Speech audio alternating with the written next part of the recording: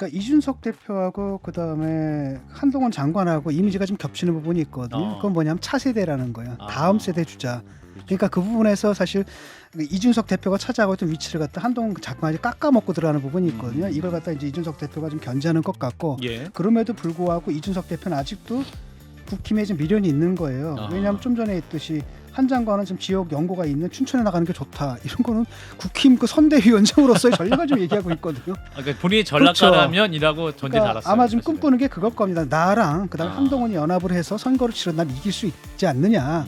그다음에 국힘한테 이걸 받아라라고 좀 얘기하는 중이고요. 나는 대구 간다. 그렇죠. 대구 그쪽 갈 수 있다는 거예요. 나는 나를 대구고. 대구에 보내달라는 거죠. 한동훈 장관은 춘천이고. 그다음에 뭐 수도권과 대구 같이 쌍끌이를 하자. 뭐 이런 식의 좀 제안을 좀 하고 있다라고 저는 그렇게 보입니다.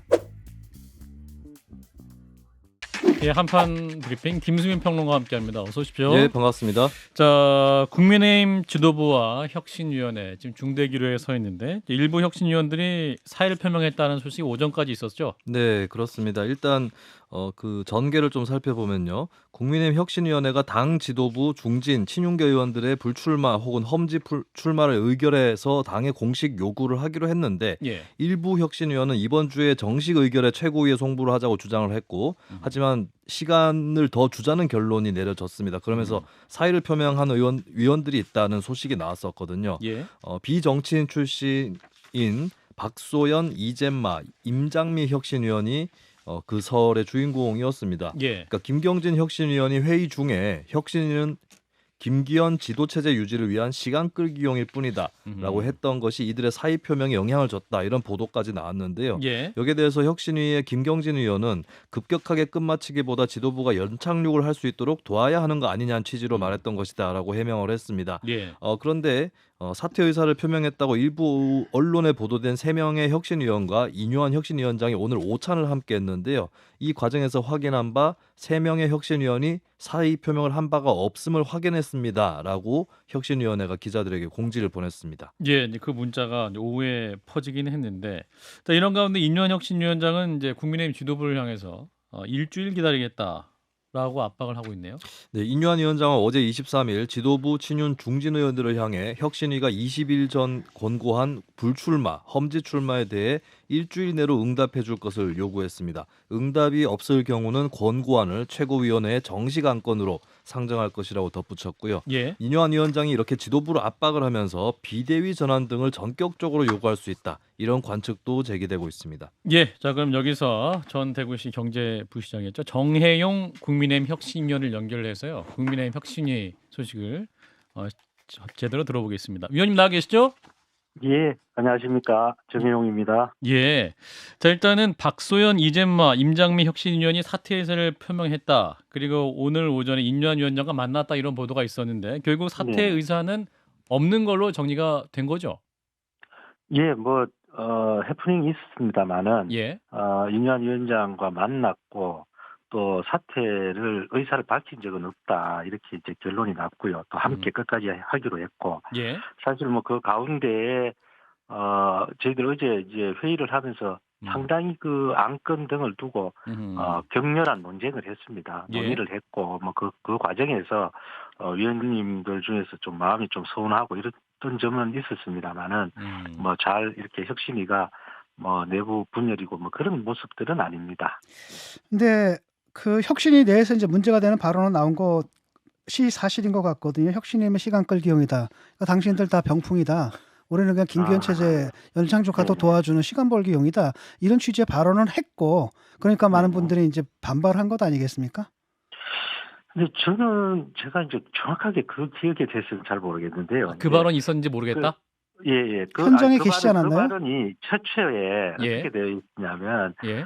외부에서 우리 혁신위가 이제 시간 끌기용이라는 그런 지적들이 있다. 그래서 우리가 좀 더 강경한 어떤 그런 좀 더 날카로운 혁신의 이 안을 내놓아야 된다.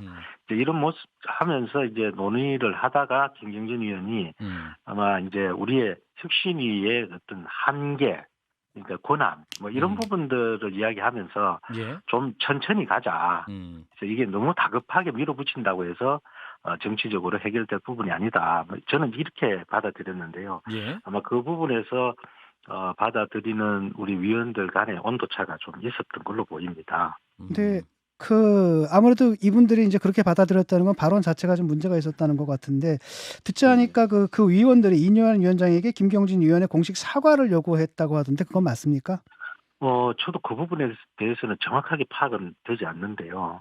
아마 언론 등에서 나오는 모습, 소식만 전해 들었고, 정확하게 어떤 요구가 있었는지에 대해서는 저는 파악을 못했습니다. 아마, 위원님들끼리 한 번에 같이 소통 안 하시는가 보네요. 그러면. 아니, 그런 부분에 대해서 이제 위원장께서 만나시고 난 뒤에, 그러니까 어느 정도 이제 정리해서 올린 게 다고요. 그래서 전부인데, 아마 그런 부분들이 있었으면은 아마 자연스럽게, 그분들끼리 소통해서 정리가 되지 않을까 싶습니다. 사실 이게 혁신위 내부의 문제라기보다는 혁신위가 내놓았던 특히 중진들에 대한 안들, 이 부산, 울산, 경남 지역, 뭐 대구, 경북 지역에 있는 의원들이 좀 결단을 해달라라는 요구가 전혀 받아들여지지 않으면서 이걸 우리가 어떻게 좀 어필할 것인가를 하는 과정에서 나온 것으로 봐야 되지 않을까요? 좀 당 중진에 대해서는 좀 당 중진들이 지금 취하고 있는 입장에 대해서는 어떻게 보고 계십니까? 저희들 입장에서 이제 당초에 저희들이 사실 이제 3년 이상을 금지시키겠다 이런 안들이 나왔고요. 근데 그 속에서 2호 안건으로 그걸 채택하기보다는 여러 중진들과 책임 있는 당 관계자들이 이 험지 출마라든가 이런 부분에서 좀 당을 위해서 희생해 달라는 요구를 권고안으로 만들었습니다. 그런 부분에서 우리 혁신위가 지금 지난번에도 좀 빠른 답변이 있어야 된다라는 지적들도 있었고 그 속에서 이뇨한 위원장이 지지난주죠. 저희들 혁신위 해체 이야기가 나왔을 때 그때 위원장께서 좀 더 시간을 주겠다. 그래서 우리 당 대표님과 만나서 시간을 좀 더 두고 답변을 기다리겠다라고 말씀을 하셨고요. 그 입장에서 이제 어제 저희들 이 권고안을 혁신안으로 의결할 거냐 말 거냐를 두고 많은 논의가 오갔고 그 속에서 조금 더 시간을 한 일주일 정도는 더 두고 하자 그런 의견들이 있었고 일부에서는 당장 하자는 의견들이 있었던 게 사실입니다. 그런데 저 김기현 대표는 의정 보고회를 하고요. 울산에 가가지고 그다음에 장제원 의원 같은 경우는 아예 버스 90대 4,000명 동원해서 집단으로 시위를 하고 권성동 의원 같은 경우는 나는 윤핵관 아니다라고 빠져나가려고 하고 결국은 아무도 혁신위의 제안에 응하지 않는 상태거든요. 그럼 공식 의결 용태로는 공식 의결 할 겁니까 다음 주에 그러면? 혁신위가 당을 위한 희생을 위해서 희생을 해달라는 주문을 공식적인 혁신안으로 지난주에 어제 할 거냐 다음 주에 할 거냐를 논의한 거지 이 혁신안을 두고 약간의 찬반은 있습니다만은 아마 혁신안을 가결시키자는 의견들이 다수입니다. 또 하나 이제 혁신위 내부 갈등이 계속 있는 것 같아서 질문을 드리는데 오후에 나온 보도 중에 하나는 한 정치인 출신 혁신위원이 지난주 혁신위원 일부와 가지고 오찬회동에서 혁신위를 통해 이룰 수 있는 건 다 이뤘다. 그리고 나는 공천이 확정됐다. 이렇게 말한 분이 있어가지고 굉장히 또 혁신위 내부에서도 좀 말이 나오는 것 같은데 이런 부분 혹시 위원님은 들으신 거 있으세요? 저는 사실 그 부분은 제가 좀 생소한 그런 이야기입니다. 위원님은 이렇게 되게 혁신위원들과의 대화를 안 하시는가 봅니다. 이게 다 처음 드시는 거. 오늘 그 내용들이 언론을 통해서 나왔는데 그 부분에 대해서 구체적으로 제가 지금 확인을 할 수가 없어서 말씀드리는 겁니다. 이거 누군지 특정이 되지 않습니까? 혁신위에 참가하고 있는 분 중에서.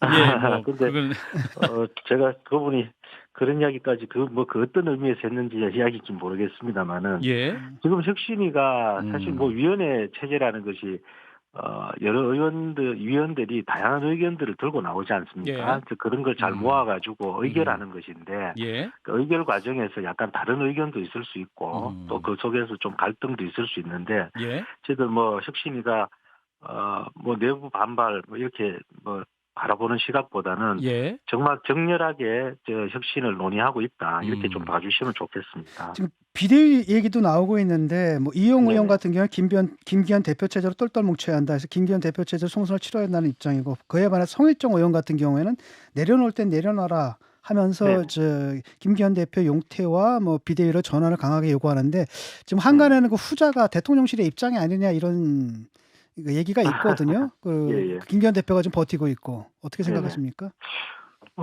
분명히 말씀드리는데 예. 혁신위가 그 어떤 그 시그널이나 또 음. 지도 체제를 염두에 두고 활동하지는 않습니다. 예. 그래서 뭐 우리 혁신위가 만들어질 때 다들 여기 참여한 이유가 당이 총선을 승리하는 데 있어서 그렇죠.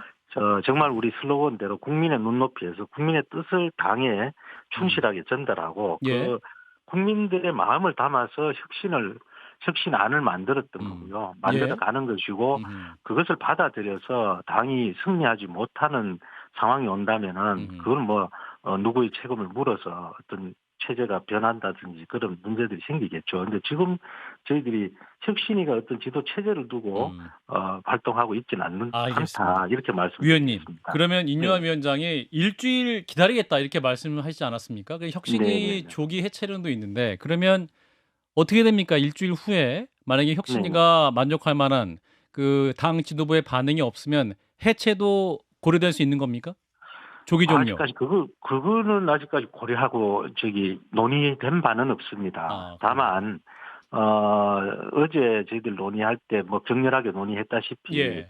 다음 주에는 혁신안으로 담아서 지도부가 중진들의 어떤 희생 이 부분을 뭐 정식 안건으로 제출을 할 겁니다. 예. 거기에 따라서 아하. 당이 어떻게 반응하는지를 지켜볼 겁니다. 예, 일단 다음 주 제출 후에 반응을 보겠다는 말씀까지 네, 듣겠습니다. 네. 예, 고맙습니다. 네, 네, 감사합니다. 지금까지 국민의힘 정혜용 혁신위원이었습니다. 자, 국민의힘 얘기로 계속 넘어가 보면, 자, 오늘 이제 김기현 대표가 인재영입위원회 오찬을 가짐인데요. 자, 김기현 대표의 거취에 대한 논란은 그래도 계속 나오고 있는 거죠? 네, 김기현 대표에 대해서는 비대위 전환을 막을 수 있다 이런 안전망을 구축했다 이런 분석이 나오고 있습니다. 예. 김재원 전 최고위원이 사퇴해서 비어있는 최고위원직에 자신과 가까운 김석기 의원이 선출됐기 때문인데요. 예. 이에 대해서 당 내에서는 김석기 최고위원, 윤재옥 원내대표, 이만희 사무총장, 이철규 인재영입위원장이 경찰 출신이라는 것을 지적하면서 친윤 경찰 오비 모임이 됐다 이런 지적도 나오고 있습니다. 예. 한편 김 대표는 당 인재영입위원들과 오늘 첫 오찬을 가졌는데요.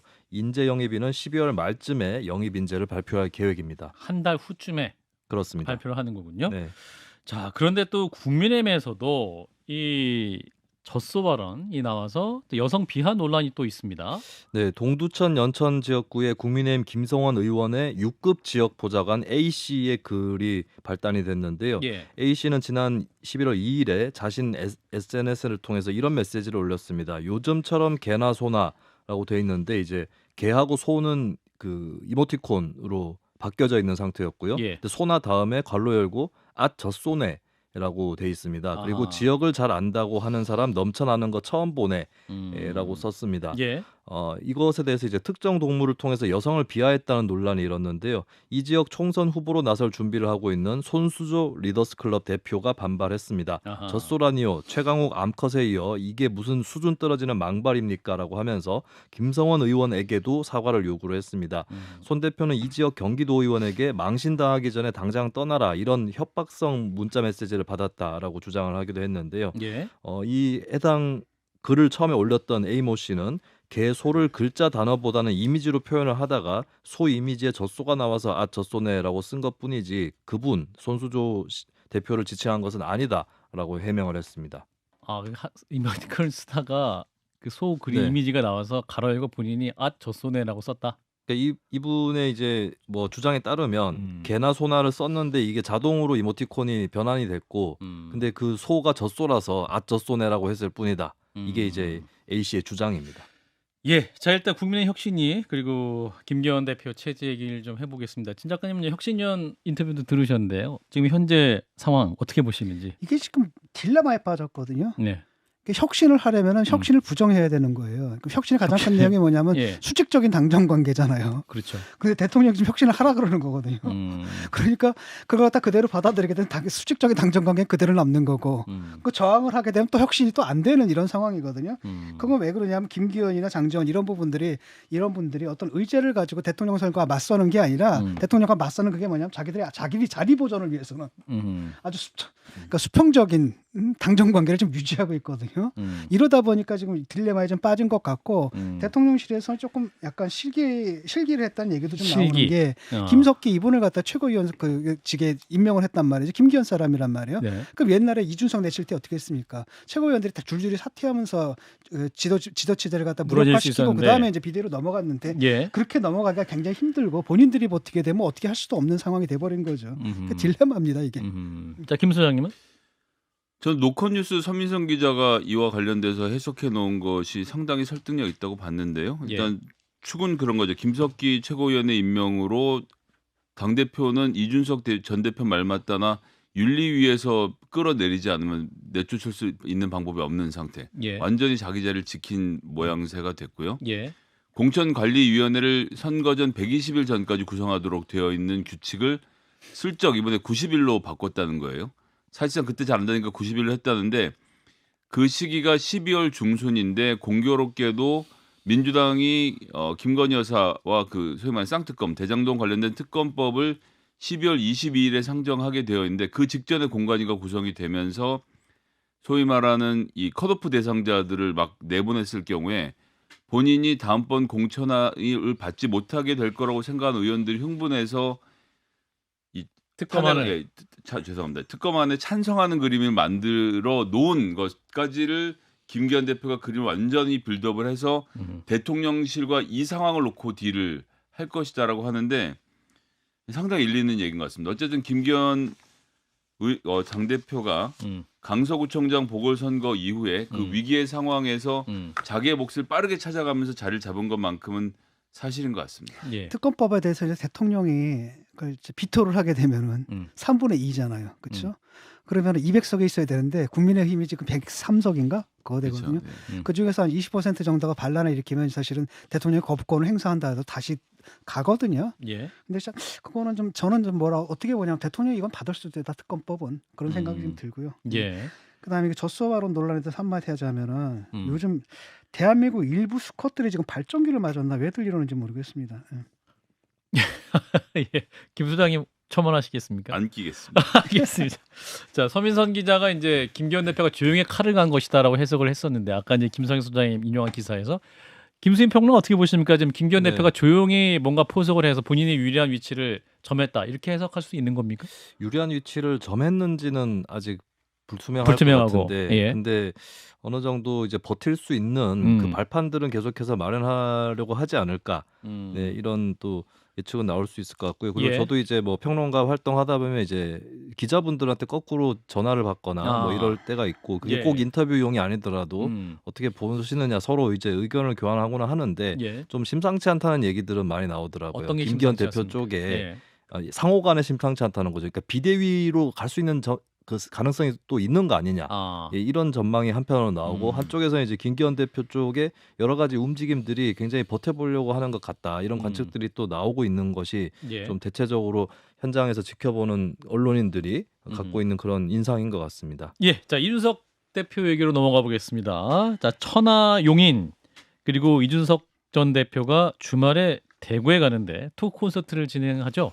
네, 이준석 전 대표 측은 11월 26일 오후 대구 엑스코에서 대한민국과 대구 그리고 경상북도의 미래라는 주제로 토크 콘서트를 개최를 합니다. 예. 이 자리에는 천하람 국민의힘 전남 순천갑 당협위원장, 허은하 국민의힘 의원, 김용태 전 국민의힘 청년최고위원, 이기인 국민의힘 경기도의원, 소위 천하용인 이 정치인들이 함께 출연하고요. 예. 또 최근에 구축한 온라인 연락망 참여자들과도 이 전 대표가 만날 계획입니다. 예. 이 전 대표는 최근에도 계속 대구 정치를 휘젓는 데 일조하겠다라는 등의 발언을 하면서 대구 출마 가능성을 시사하고 있습니다. 예. 근데 그날 임영웅 씨 콘서트가 있다고 그래서 함께 노린 게 아니냐 이렇게 또 이준석 대표가 네. SNS에 그걸 노렸겠냐 이렇게 또 반박하기도 했는데 네, 근데 양쪽 간의 관객이 뭐 예. 연령대라든지 이런 차이가 있을 것 같아서 예. 과연 그게 겹쳐서 차질이 빚어질 것 같지는 않습니다. 예 네. 아닐 것이다라고 김수인 평론가가 정리해 주셨고 그 얘기였어. 다 지나가는 게 뭔 소린가 했는데. 자 이준석 전 대표 이제 한동훈 장관의 출마지에 대해서도 이제 거의 총선 등판은 기정사실화된 것 같고 출마지를 밝혔는데 춘천을 얘기한 것 같아요. 네, YTN 라디오 뉴스킹 박지훈입니다에 출연한 이준석 전 대표는 한동훈 장관을 춘천에 배치하는 것이 옳다. 정치인에게 지역 연고가 있는 건 굉장히 중요하다라고 하면서 예. 춘천이 한 장관 부모의 고향임을 강조를 했습니다. 예. 또 한 장관이 초등학교를 다닌 지역이 청주라면서 예. 청주 정도면 훌륭한 출마다라고 또 덧붙이기도 했습니다. 예. 이 전 대표는 또 한동훈 장관이 만약에 호사가들 얘기하는 것처럼 저 때문에 일찍 등판한 거면 너무 등판이 빨랐다라고 하면서 예. 법무부 장관으로 있을 때 할 수 있는 일과 또 밖에 있을 때 할 수 있는 일은 다르다라고 말하기도 했습니다. 이준석 대표가 한동훈 장관에 대해서 굉장히 연구 많이 했네요. 어떻게 초등학교까지 다 알아요? 근데 그거는 이제 처음에 장관 될 때 어느 정도 알려졌던 것 같아요. 아 그래요? 네네. 초등학교 어제 오늘 보도가 나왔습니다. 아 그래요? 네. 아하 그렇군요. 이런 그림에서는 도종환 의원 지역구 등 아. 청주에서 노려보겠다. 음. 그러니까 강남에 나오기는 모양새가 좀 그렇고 음. 뭐 이러저러하게 찾았을 때 초등학교를 실제로 다니기도 했던 4학년까지 청주에서 출마설이 또 이제 호사가들 입장에서 굉장히 또 본격적으로 거론이 되고 있는 뭐 이런 상황으로 봐야 될 것 같습니다. 예, 자 이런 가운데 용해인 기본소득당 대표 의원이 이준석 신당을 비판하면서 개혁 연합 신당을 제안했는데 네. 이게 어떻게 하자는 겁니까? 네, 용해인 의원은 기자회견을 열어서 진보적 정권 교체의 기틀을 기필코 마련하기 위해 개혁 연합 신당을 추진하겠다라고 발표를 했습니다. 용 의원은 이준석 신당은 안철수식 새롭지 않은 새 정치의 재탕이며 윤석열 정권과 국민의힘을 위한 생명 연장의 길이라고 혹평했는데요. 그러면서 윤석열 정권을 멈춰 세우는 사자구도 그 속에서의 민주진보 진영의 승리만이 진정한 승리라고 말했습니다. 용 의원은 소위 제3지대나 정의당, 녹색당 등과는 선을 긋는 모습이었고요. 기본소득당의 한 관계자는 매일경제와의 통화에서 조국 전 법무부 장관이나 송영길 전 민주당 대표가 창당할 수 있는 신당과 함께 할 수도 있다라고 밝혔습니다. 그렇군요. 자 일단 이준석 전 대표가 이제 대구에 갑니다. 사실 한동훈 장관이 이제 이준석 전 대표의 대구 출마서 나오자마자 또 대구에 가서 3시간 동안 또 셀카도 찍었는데 자 천하윤이 대구 갑니다. 자 이 부분 어떻게 보십니까? 뭐랄까요? 경쟁 구도가 형성됐다 이렇게 봐야 될까요? 진 교수님? 그렇죠. 그러니까 이준석 대표하고 그다음에 한동훈 장관하고 이미지가 좀 겹치는 부분이 있거든요. 그건 뭐냐면 차세대라는 거예요. 다음 세대 주자. 그러니까 그 부분에서 사실 이준석 대표가 차지하고 있던 위치를 갖다 한동훈 장관이 깎아먹고 들어가는 부분이 있거든요. 이걸 갖다 이제 이준석 대표가 좀 견제하는 것 같고 예. 그럼에도 불구하고 이준석 대표는 아직도 국힘에 좀 미련이 있는 거예요. 왜냐하면 좀 전에 했듯이 한 장관은 좀 지역 연고가 있는 춘천에 나가는 게 좋다. 이런 거는 국힘 그 선대위원장으로서의 전략을 좀 얘기하고 있거든요. 그러니까 본인이 전략가라면이라고 전제 그러니까 달았어요. 아마 좀 사실은. 꿈꾸는 게 그걸 겁니다. 나랑 그다음 에 한동훈이 연합을 해서 선거를 치른다면 이길 수 있지 않느냐. 그다음에 국힘한테 이걸 받아라라고 좀 얘기하는 중이고요. 나는 대구 간다. 그렇죠. 대구 그쵸 갈 수 있다는 거예요. 나는 나를 대구고. 대구에 보내달라는 거죠. 한동훈 장관은 춘천이고. 그다음에 뭐 수도권과 대구 같이 쌍끌이를 하자. 뭐 이런 식의 좀 제안을 좀 하고 있다라고 저는 그렇게 보입니다. 네, 김 소장님은? 예, K-스탠 리서치, 코리아 리서치, 한국 리서치, 엠브레인 퍼블릭이 지난 20일부터 22일까지 했던 조사를 인용해서 좀 말씀드리면 예. 이준석 신당을 지지한다가 21% 상당히 높은 수치입니다. 한 아하. 정당에 대해서 지지를 할 의사가 있는 게 이 정도면 높게 나오는데 연령별로가 좀 재밌어서 말씀드리려고 하는데 이제 이준석 대표 소위 말하는 20, 30대에서 인기를 얻고 있다고 하는데 의외로 20대가 22%밖에 안 나옵니다. 40대, 50대가 21%로 갔거든요. 그러니까 20대나 40대, 50대가 비슷하고 30대가 28%로 좀 높은데 남녀 구분이 안 되어 있어서 실제로 지지하는 곳이 어딘지 모르겠는 점이 하나 있고요. 그다음에 또 하나 재밌는 건 대구 경북에서는 22%인데 광주 전라 지역에서 27%예요. 서울도 26%고 부산 울산 경남에서는 17%라서 본인이 지금 중점적으로 노리고 있던 지역하고는 약간 좀 벗어나는 느낌도 들고 그럼 호남 지역이 정말 이준석 신당을 지지해서 지지 표시한 분들도 계실 거고 이거 국민의힘한테는 악재일 것 같은데라고 지지했던 분도 있을 것 같아서 실제로 신당이 얼마나 파워를 가지게 될지는 조금 지켜봐야 될 것 같습니다. 약간 허수예요. 그러니까 40대 50대도 사실 그거거든요. 저쪽에 좀 갈라졌으면 좋겠다는 마음, 특히 민주당 지지자들의 마음이 좀 가 있는 것 같고 예. 사실 뭐 허수죠. 그렇기 때문에 20대가 낮은 건 당연한 거고 20대 같은 경우에는 그런 사실은 정당으로 갈라지지는 않거든요. 예, 자세한 내용 중앙선거 여론조사 심의위원회 홈피를 참고하시면 되겠습니다. MBS조에서 했던 것 같은데. 자, 이어서 민주당 최강욱 전 의원의 암컷이 설치와 발언을 옹호했던 남영희 민주연구원 부원장 사퇴했군요. 네, 그렇습니다.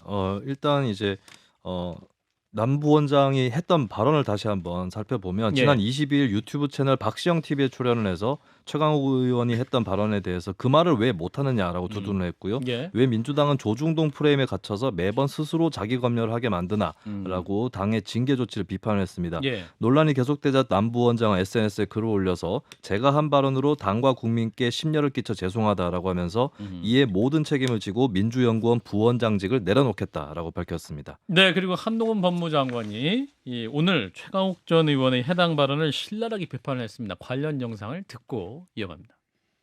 그런 식의 용어를 공개적으로 구사하는 사람이나 집단은 민주주의의 공론의 장에서 퇴출되는 것이 세계적인 룰이고 저는 우리 국룰도 마찬가지여야 한다고 생각합니다.